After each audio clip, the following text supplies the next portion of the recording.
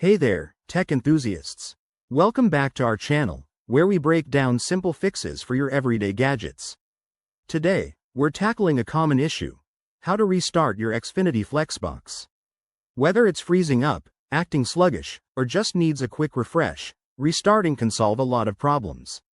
This process is straightforward and only takes a couple of minutes, so let's dive right in. First things first, make sure you're in a safe spot.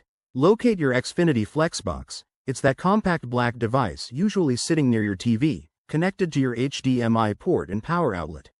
If you're not sure, check the cables or look for the Xfinity logo. Step 1.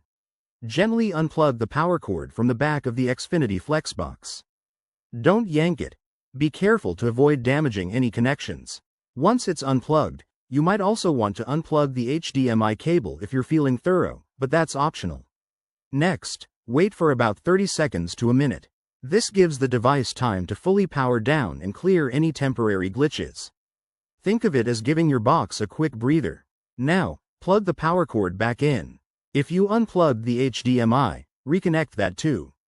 Wait patiently as the box reboots. It might take 1 to 2 minutes to fully start up again. You'll see lights flashing or the Xfinity screen appearing on your TV. Once it's back online, test it out. Turn on your TV, open your favorite app, or stream something to make sure everything's running smoothly. If the problem persists, you might need to check your internet connection or contact Xfinity support. And there you have it. Your Xfinity Flex box is restarted and ready to go.